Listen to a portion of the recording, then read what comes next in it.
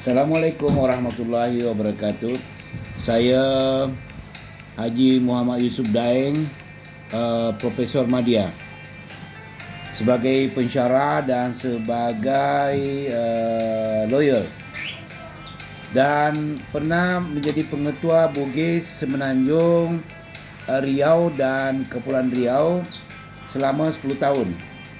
Jadi saat ini generasi berikutnya tentu kita akan bincang-bincang tentang Puak Melayu, Puak Bugis.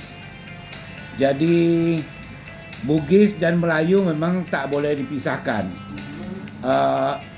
Ibarat apa ni? Satu persahabatan antara Melayu dengan Bugis. Maka simbol-simbol itu tak Melayu hilang di bumi tanpa Bugis. Melayu tak boleh disentuh, Bugis tak boleh sentuh bila ada Melayu, bila ada Bugis. Dia bertaut dua suku ni mestilah. Kita bincang-bincang kawasan Melayu dan Bugis. Saya ni duduk atau berdiam di Kota Riau, di pusat bandar Pekanbaru atau ibu kota Riau ini namanya Pekanbaru. Sebelum dia dipecah menjadi dua, satu provinsi atau kawasan Tanah Besar. Dulu Riau dan Pekanbaru ni satu tempat, satu kawasan menteri besar. Hari ini dipisah atau menjadi dua. Riau ibu kota dia Pekanbaru, dan Kepulauan Riau ibu kota dia Tanjung Pinang. Memanglah kalau kita cakap tentang bagaimana Bugis ni, saya membuat satu buku kajian tentang Bugis Semenanjung Melayu. Sudah itu buat satu sejarah orang terkenal di Riau ini dalam perjuangan, namanya Panglima Sulong. Satu buku saya buat berpusat di bandar Benteng atau Sungai Batang.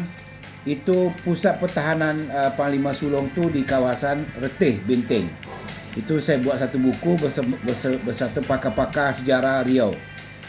Lepas tu kita mengenal di mana Bugis tu. Bugis memang asal mula dia adalah daripada Sulawesi Selatan. Yang kalau kita dari Pekanbaru ini kira-kira 4 jam perjalanan. Itu flight yang direct lah. Tapi bila kita naik pesawat, kita mesti lewat masa ni boleh lewat KL. Bahkan kita boleh lewat Singapura. Lewat Singapura langsung tarik ke Makassar. Ditempuh masa hampir bersamaan lah. Jadi asal mula, mengapa orang Bugis merantau? Alasan dalam sejarah itu, satu, dulu masa orang Bugis kegaduhan kerajaan di Sulawesi. Orang Bone bergaduh dengan sudah itu ada namanya perjuangan menentang untuk membuat negara sendiri. Lepas tu berhadapan dengan Belanda. Kemudian persengketaan antar kerajaan-kerajaan lain. Itulah salah satu. Kemudian orang Bugis kan ada siri Siparape. Artinya dia memegang malu itu. Dia salah satu jalannya, dia tinggalkan kampung itu, dia merantau. Itu dia Bugis merantau. Maka orang Bugis kita kenal adalah sifat perantau. Dan dia dikenal dengan, dalam sejarah itu, Bugis memiliki satu karakter pelaut. Dia jago sekali melaut, pemberani, sampai ke Madagaskar, sampai ke Australia, sampai ke mana-mana. Bahkan sejarah dibuat, kita lihat dalam sejarah itu ada Syekh Yusuf menentang Belanda, dibuat ke Ceylon, dibuat ke Cape Town, sehingga dia menjadi pendeta di situ atau ustaz yang sangat populer, dan dia adalah Syekh Yusuf Al-Makassari. Jadi kondisi seperti itulah membuat Bugis ini menjadi dikenal. Sehingga kita lihat bahwa ada satu karakter orang Bugis ini mudah berkawan. Mudah berkawan, dia membagi-bagi sejarah-sejarah dia dengan saudara-saudara dia. Kita mulai dari Bugis di Riau ni. Jadi Bugis di Riau ini ada mendiami Pekanbaru, ibu kota dia. Di sini Bugisnya berkarakter. Yang di Pekanbaru ni agak berbeza dari segi pekerjaan. Dia rata-rata berniaga dan pegawai kerajaan atau pegawai negeri. Kalau kawasan lain, misalnya di Dumai ni, di Dumai bisnis banyak. Yang paling banyak adalah kawasan Indragiri Hilir atau kawasan Tembilahan. Itu rata-rata pekerja keras. Dia peladang, kebun, kemudian nuai padi. Dan kita mulailah misalnya Tembilahan kita malau mengarah ke laut lagi, ke sempadan-sempadan tempat kecamatan-kecamatan tu. Itu kawasan laut, kawasan pantai atau kawasan pesisir. Kita mulai misalnya Kuala Inok, itu Bugis ramai, bisa 80%. Kemudian kita arah lagi, terus kita melewati Patah Parang, Bugis. Masuk lagi ke dalam, ke benteng Sungai Batang, Bugis. Lepas tu kita keluar lagi balik ke Pulau Kijang. Sekarang benteng Pulau Kijang satu daratan, jadi boleh naik kereta. Tapi kereta, motor pun boleh sampai. Lepas itu ke hulu lagi, kita sampai ke Kota Baru. Kota Baru namanya Kecamatan Seberida. Lepas tu ada kawasan yang dilalui, satu kampung rata-rata Bugis. Sanglar, Pembenaan, Sungai Gergaji, Sungai Peanggu, Pemengalihan, sampai Sungai Akar. Sungai Akar ini adalah di penghujung negeri itu yang sudah hampir masuk bersempadan kawasan Indragiri Hulu atau Rengat. Bahkan dia mengarah ke Jambi. Jadi orang Sungai Akar itu mau pergi belanja, mau pergi beli apa-apa, naik flight, dia selalu ke Jambi. Karena hanya 4 jam boleh sampai Jambi. Jadi dari KL ke Pekanbaru itu flight itu sekira 40 minit lah. 40 minit dah sampai Pekanbaru. Kemudian tambang dia 500,000 uang kita. Hitunglah daripada uang ringgit. Lepas tu kita masuk kawasan pesisir lagi. Seperti Selat Panjang. Selat Panjang ni meningkatlah menjadi kawasan kabupaten. Selat Panjang, kemudian pulau-pulau kecil-kecil tu Sempian, itu rata-rata Bugis. Kemudian lagi kita mengarah lagi ke Kepulauan Riau. Ibu kota dia Tanjung Pinang. Tanjung Pinang, Tanjung Batu, Bugis.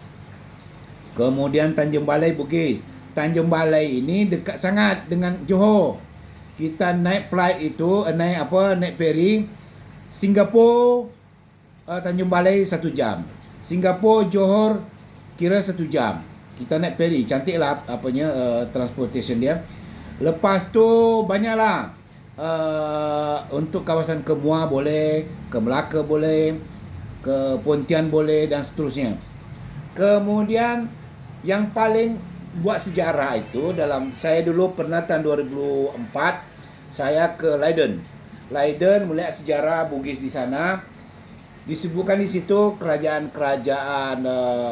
Johor adalah masih keturunan Bugis. Banyaklah. Saya banyak saudara di Benut, di Pontian, Benut, kawasan itu masih kita lihat sejarah-sejarah kehidupan budaya Bugis. Ada sawah, ada burasa, bahkan nama-nama teksi tu ada teksi nombor ini, daeng ini. Jadi budaya itu masih lihat. Dan di Benut itu pun bahasa pun mengguna bahasa Melayu, bahasa Bugis. Okey. Lepas tu sejarah yang paling menyimpan sejarah kerajaan itu adalah Penyengat. Penyengat itu dari kota bandar Tanjung Pinang itu naik pompong, naik speed, naik pompong, naik laut lah. Kita menyeberang kira-kira setengah jam menyeberang. Sampai di situ jumpalah ada masjid. Masjid Penyengat itu sejarah dia dibangun dengan poti telur. Itu sejarah Belanda lah. Lepas tu kerajaan-kerajaan di situ, ya kita lah tersebut nama Daeng Celak, Raja Ali Haji, Raja Haji, dan itu Bugis-Bugis semua. Itulah kerajaan-kerajaan itu, raja-raja, keturunan raja-raja di Kepulauan Riau itu asal muasal dari Daeng-Daeng, sehingga kebiasaan orang Bugis ini mengalah karena digunakan dulu ada namanya bahasa Bugis. Orang Bugis menggunakan capak lila, capak ada, capak kuali, atau capak diplomasi. Jadi makanya orang Bugis menggunakan 3 ujung, ujung badai, ujung lidah, ujung kemaluan. Maka orang Bugis banyak menikahi anak-anak raja atau kerabat raja sehingga diangkat menjadi sultan, menjadi panglima di kawasan itu. Sehingga kita melihat bahwa sejarah-sejarah itu masih bisa dipetik bahwa begitulah tingkat pergaulan persahabatan orang Bugis di Semenanjung Melayu itu. Kemudian karena ini Tanjung Pinang bersempadan dengan Singapura, saya pernah diundang dijemput untuk bercakap di Singapura tentang bagaimana Bugis Semenanjung Melayu itu. Kita lihat banyak sejarah-sejarah. Kita lihat hari ini masih ada sejarah tersimpan, stasiun Bugis, ada hotel Bugis, atau Bugis Street. Atau kalau kita lihat, kalau pernah ke Singapura, kita lihat Masjid Sultan. Kawasan itu masih Bugis semua. Jadi saya masih hafal lah, ada restoran Maimunah, Jalan Pisang. Di Singapura masih ada sejarah. Tetapi itu sekarang banyak nama-nama yang sudah kena tukar oleh orang Cina lah. Kerajaan itu sudah mulai tak nampak lagi. Yang ada sekarang ini stasiun Bugis atau Mall Bugis. Dan saya tahun 87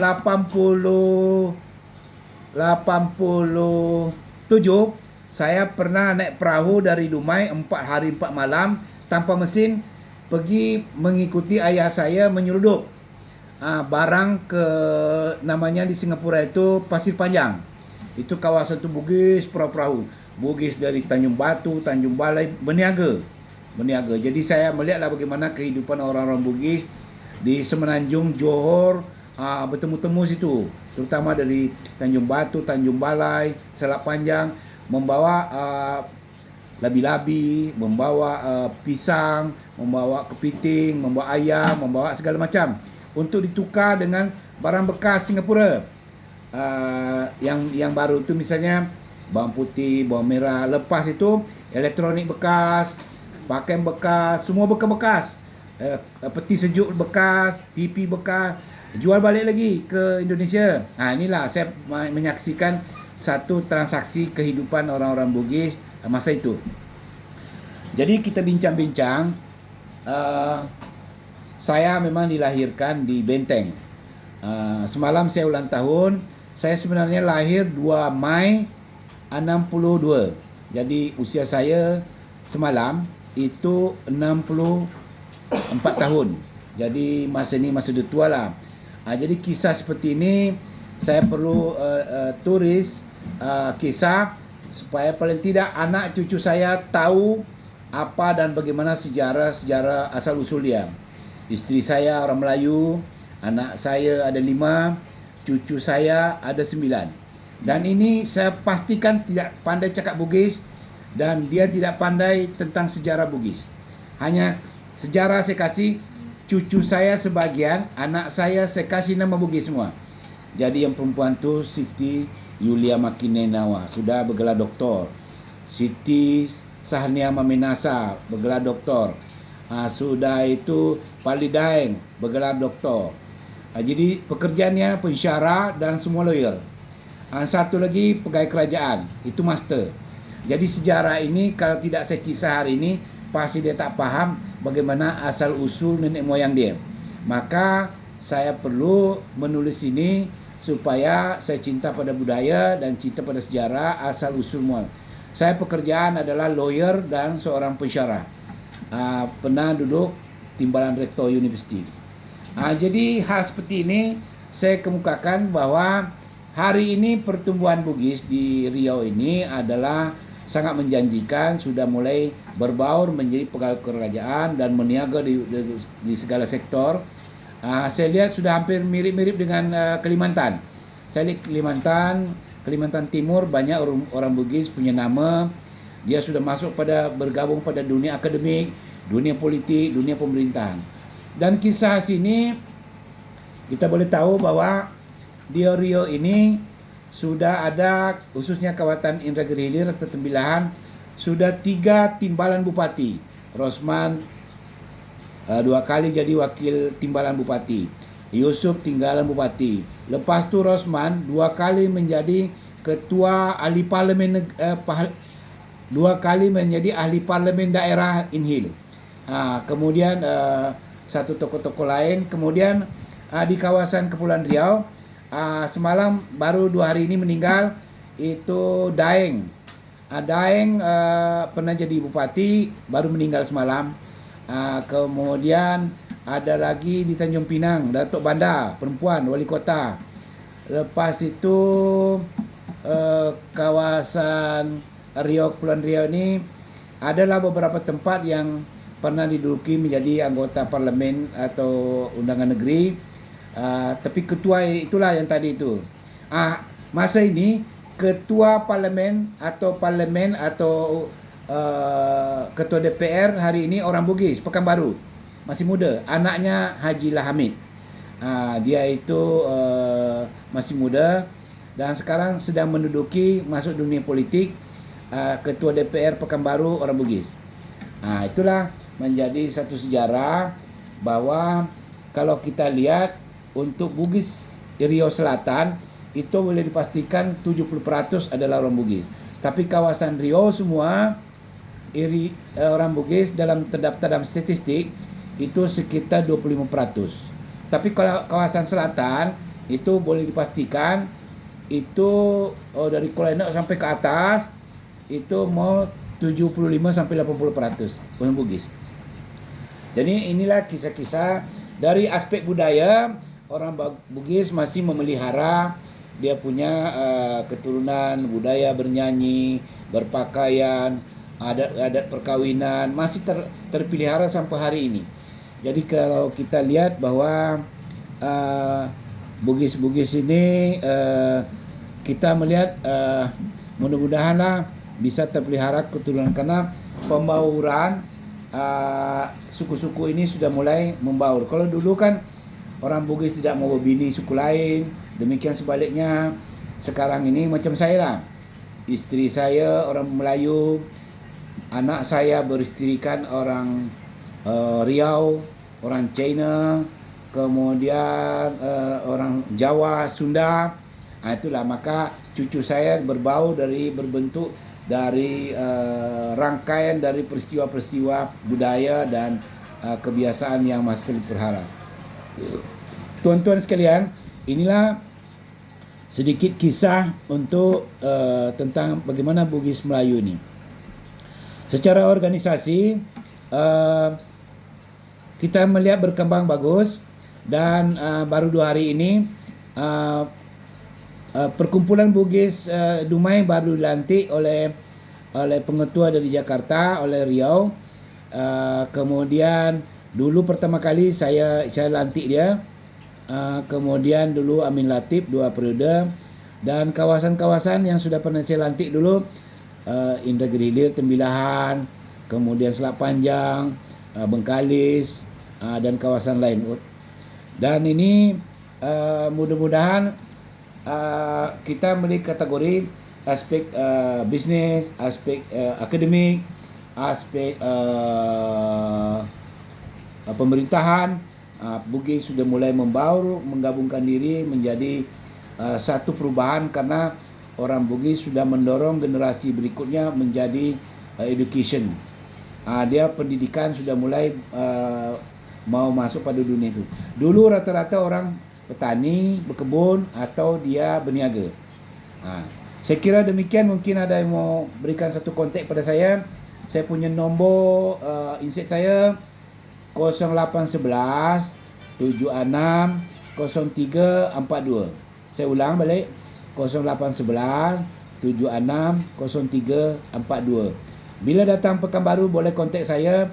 Saya ofis peguam saya di dalam satu kawasan mall di tengah bandar. Jadi mudah sangat untuk dikontak. Saya mengajar tetap di Universiti Lancang Kuning. Kalau 7 bulan ni saya tak dapat profesor penuh, saya akan pencen. Tapi insyaAllah saya yakin profesor penuh akan turun. Assalamualaikum warahmatullahi wabarakatuh.